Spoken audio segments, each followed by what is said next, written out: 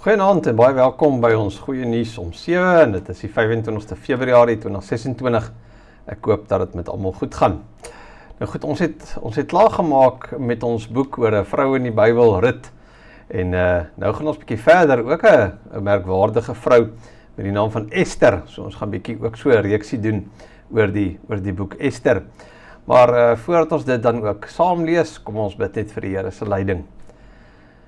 Dankie ons hemelse God en Vader, dat ons so met u woord kan besig wees en daardeur kan stap. En dankie dat u vir ons daardeur ook kan leer van u grootheid, u voorsienigheid en ook ons as mense se verantwoordelikheid. Here, en daarom mag ons ook in hierdie reeks en spesifiek vanaand met hierdie hoofstuk, mag ons ook net meer van u leer, Here, en ietsie sien van hoe u ook agter die skerms kan werk. Ons bid vir u, vir die Heilige Gees om nou op 'n besondere manier in ons te werk. En ons doen dit in Jesus se naam. Amen. Nou goed, lees gerus saam met my Ester 1. Dit was die tyd van Ahasveros. Hy het geregeer oor 'n ryk van 127 provinsies wat gestrek het van Indië af tot by Kus. In die tyd toe sy troon in die vestingstad Susan was, in die 3de jaar van sy regering, het hy onthaal gegee vir al sy hoë amptenare en ander in sy diens. Die leeroffisiere van Persië en Medië, die vername mense en die hoë amptenare van die provinsies was teenwoordig. By die geleentheid het die koning al die rykdom waarmee sy koninkryk ontspog, al die pragt en prul daarvan 180 dae lank vertoon. Daarna het die koning almal in die stad Susan, groot en klein, 'n week lank in die paleistuin onthaal. Daar het wit en bloedrooi linnedoeke gehang wat met pers linnetoue vas was aan silweringe aan marmerpilare. Verder was daar silwer en goue rusbanke op 'n plaveisel van 4 soorte kosbare klip. Wyn is bedien in goue bekers van verskillende ontwerpe en daar was 'n oorvloed koninklike wyn soos 'n mens van 'n koning kon verwag. Op bevel van die koning is niemand gedwing om te drink nie. Hy het al sy paleisbediendes beveel om na elkeen se wens te handel.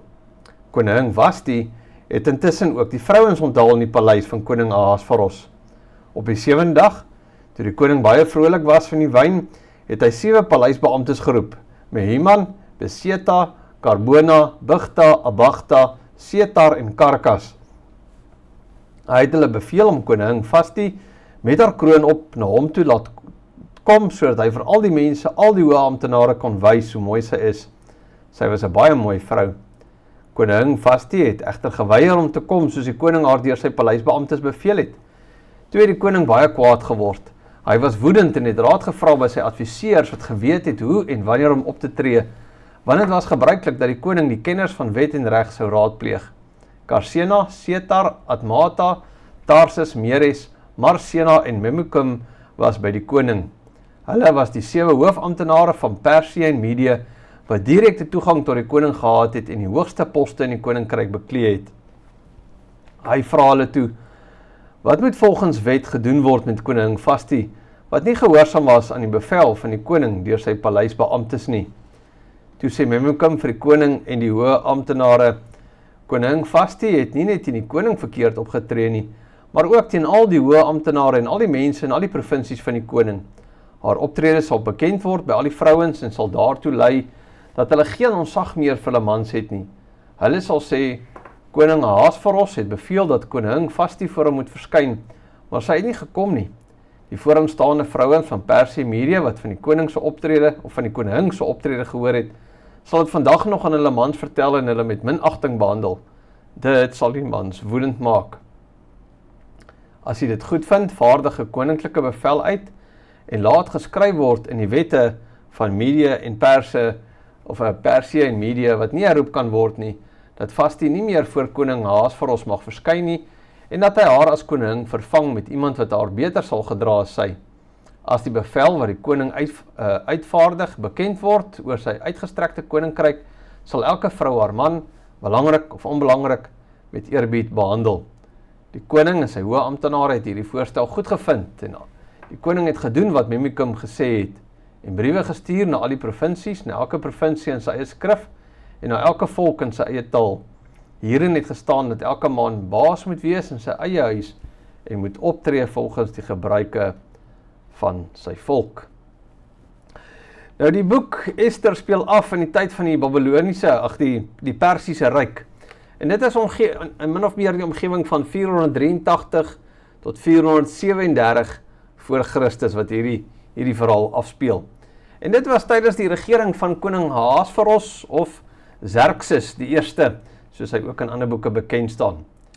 Nou, dit beteken die Babyloniese ballingskap het reeds plaasgevind, Jerusalem is verwoes, die tempel is afgebreek, en die volk Israel is oor die wêreld verstrooi. 'n Groep van die Jode het reeds teruggekeer onder 'n leier met die naam van Zerubabel, en dan later dan Esdra en Nehemia, maar baie Jode het in die diaspora gebly, onder andere ook in Persië. So Ester speel nie af in Jerusalem nie, maar in Susan, die hoofstad van die Persiese Ryk. Israel is nie meer 'n onafhanklike volk in hulle eie land nie, hulle is nou eintlik maar 'n minderheidsgroep in 'n heidense wêreldryk. Daar is nie 'n koning uit Dawid se huis nie, die troon in Jerusalem is leeg, die volk leef onder vreemde heerskappy. En hier is eintlik iets opvallends, en in die hele boek Ester word God se naam nie genoem nie. Geen eksplisiete gebed, geen direkte profesie, geen wonderwerk nie. Dit klink eintlik asof die Here stil is. Maar is hy werklik? Want die stilte van God beteken nie die afwesigheid van God nie. Inteendeel, die hele boek verduidelik eintlik sy verborge, maar kragtige voorsienigheid. So die balans in Ester sien ons tussen goddelike soewereiniteit en menslike verantwoordelikheid. Nou goed, met dit in gedagte.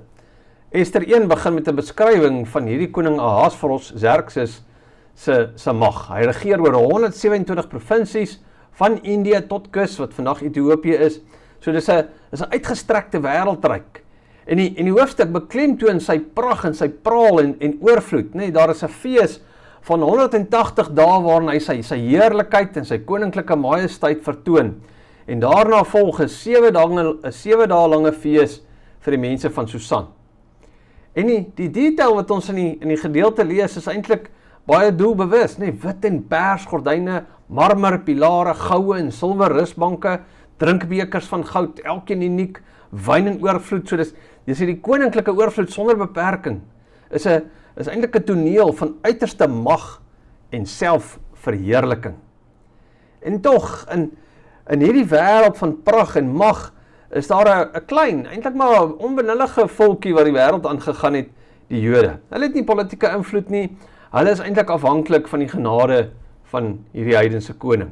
So ons sien nou al reeds iets van 'n spanning. Nee, aan die een kant die indrukwekkende wêreldmag van Persië, aan die ander kant hierdie klein verbondsvolk van God.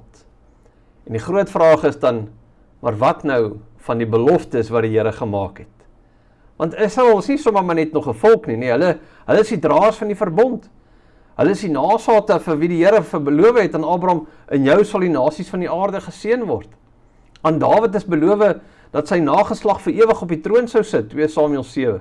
Die Messias moet uit Israel uitkom. So as Israel uitgewis gaan word, dan word die Here se verlossingsplan vir die wêreld word in gedrang gebring, menslik gesproke. So en dis presies die lyn wat deur die boek Ester loop, die verbondslyn word bedreig. Nou goed, op die oppervlak lyk Ester 1 dan soos 'n hofdrama. Die koning hou 'n fees, koning Vashti hou 'n fees vir die vroue. Op die 7de dag, toe die koning vrolik is van wyn, vra hy Vashti moet voor hom verskyn. Hy wil vir die mense haar skoonheid wys. Hy wil haar vertoon, sy weier. Nou ons sou vandag trots gewees het op Vashti, maar in die Persiese Ryk het dinge nie gewerk soos vandag nie. En dit lei tot 'n krisis. Nee, die raadgewers is bekommerd dat haar ongehoorsaamheid gaan oorspoel en dat dit 'n slegte voorbeeld gaan wees vir die ander vrouens in die ryk. 'n Koninklike besluit word geneem, Vashti word as koning verwyder. Weereens 'n gewone banale gebeurtenis, 'n huishoudelike krisis in 'n heidense paleis. Maar jy sien is eintlik hier reeds waar die Here besig is, want die oomblik toe Vashti verwyder is as koning, word daar 'n vakature geskep as jy wil, 'n posisie wat oopgemaak word, 'n nuwe koning gaan nou gesoek word. En in hoofstuk 2 gaan ons sien dat 'n Joodse meisie met die naam van Ester daardie plek gaan inneem. So, wat lyk soos 'n dronk koning se impulsiewe besluit, word eintlik iets van die eerste skuif in God se reddingsplan vir sy volk. Die Here word nie genoem nie, maar hy regeer. So en alhoewel die eksplisiete bedreiging eers later in hoofstuk 3 met Haman se uitwissingsplan kom, lê die potensiaal daarvoor reeds hier. Israel leef onder heidense heerskappy, hulle is kwesbaar, hulle is verspreid.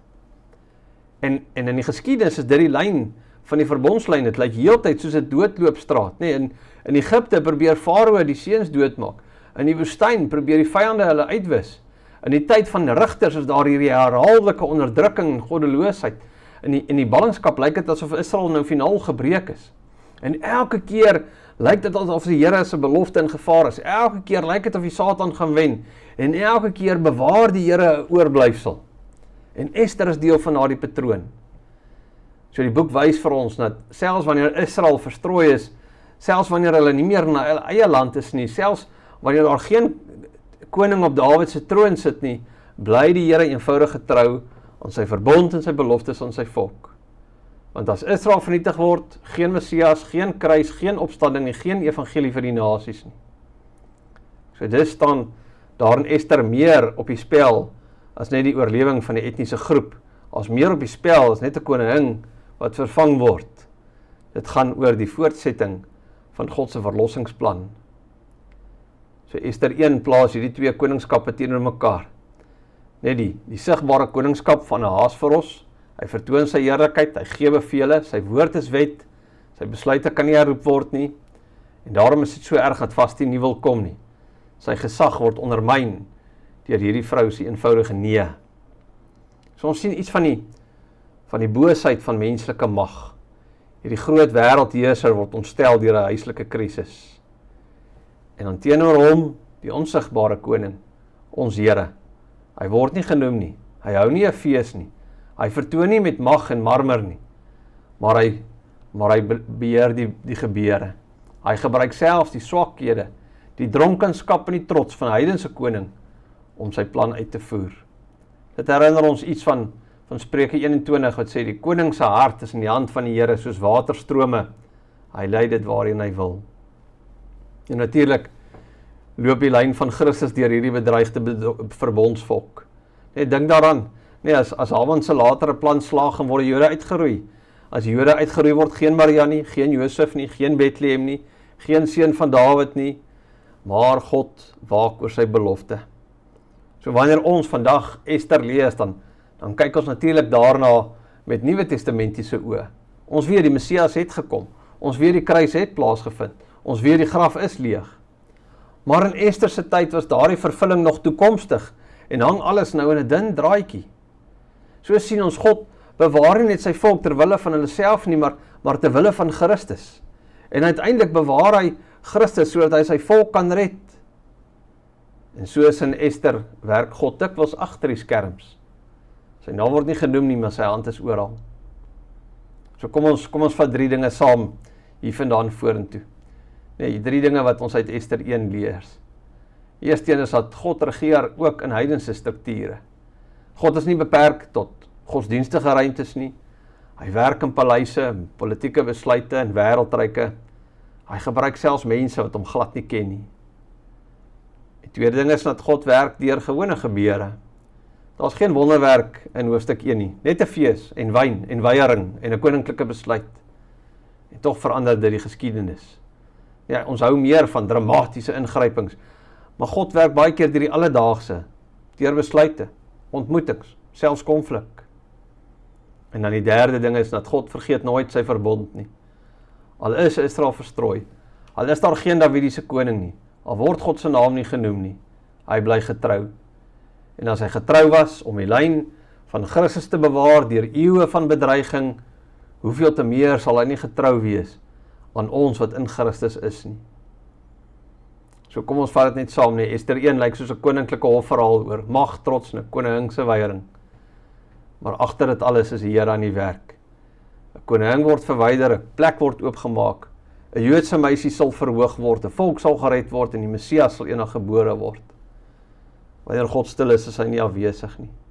Wanneer sy naam nie genoem word nie, is sy hand steeds aan die werk. Wanneer wêreldryke hulle mag vertoon, wanneer menslike trots half oorneem, sit hy steeds op die troon. So Ester leer ons om met geloof bietjie agter die gordyn in te kyk, om die onsigbare koning raak te sien wat sy verbondsplan onverstoord uitvoer, sodat die seun eindelik kan kom. En daardie seun het gekom. Die verbondslyn het nie gebreek nie. Die belofte het nie tot niet gegaan nie. God is getrou. En daarom kan ek en jy vandag gerus in dieselfde waarheid, dat die Here regeer, selfs wanneer ons dink, hy is stil. Amen. Kom ons bid. Here, dankie dat ons kan weet dat U is nie 'n God wat sluimer of slaap nie. U is nie 'n God wat U mag ten stoon stel en op so 'n manier mense probeer beïndruk nie. Die Here, U is 'n God wat leef en regeer, wat U kerk en U kinders en U vaderhande vashou, ook ons elkeen individueel. En daarom, Here, mag ons deur geloof ook so 'n kykie kry, om net die vermoë om net verby al hierdie aardse dinge te kyk en te kan sien, ons Here sit op die troon, en hy leef en regeer tot in ewigheid. Amen. Baie dankie, ek hoop jy het 'n pragtige aand en 'n heerlike week verder. Groetnis.